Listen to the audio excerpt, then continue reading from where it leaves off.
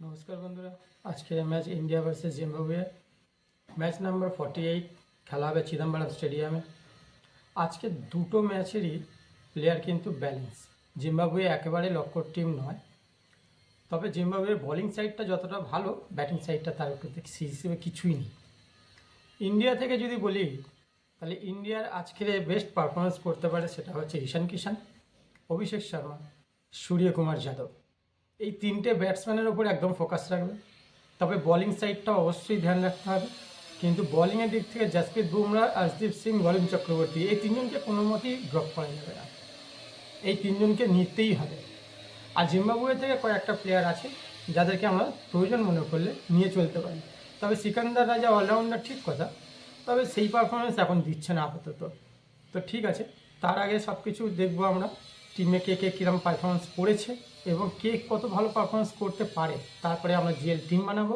তার আগে আমরা দেখে নিই আজকের প্লে। প্রথমে আমরা জিম্বাবুয়ের টিমের প্লেইং 11 দেখছি, সাইটে আছে, দেখে নিন প্রতি কটা প্লেয়ার, এবং এরপরে আমরা প্রতি কটা প্লেয়ার আলাদা আলাদা করে স্ট্যাট দেখিয়ে দেবো, কে লাস্ট তিনটে পারফরমেন্স কীরকম করেছে। এবার আমরা ইন্ডিয়ার প্লেইং 11 দেখে নেব। সাইটে দেখতেই পাচ্ছেন কারা কারা খেলছে। তবে আজকে ইন্ডিয়ার প্লেইং 11-এর মধ্যে বলতে পারি কিছু চেঞ্জেস হতে পারে, যেরকম হচ্ছে অক্ষর প্যাটেলকে নেওয়া হতে পারে আর সঞ্জু স্যামসনকে নেওয়া হতে পারে।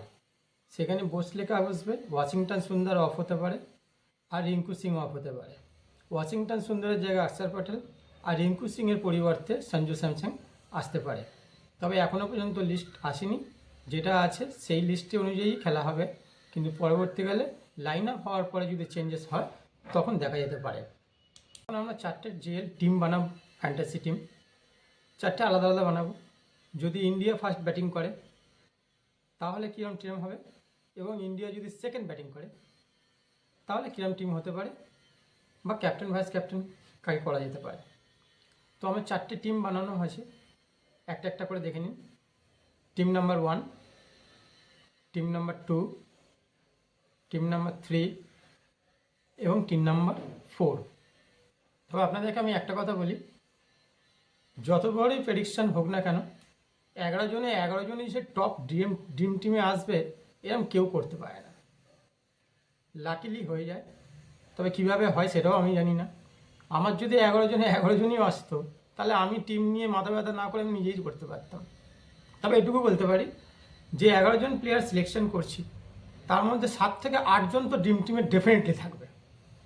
এখন ব্যাপার হচ্ছে যে 3 জনকে কাকে অল্টারনেট করলে আপনারা আসতে পারবেন ড্রিম টিমে, সেটা কিছুটা আপনাদেরকে মাথা মারতেই হবে।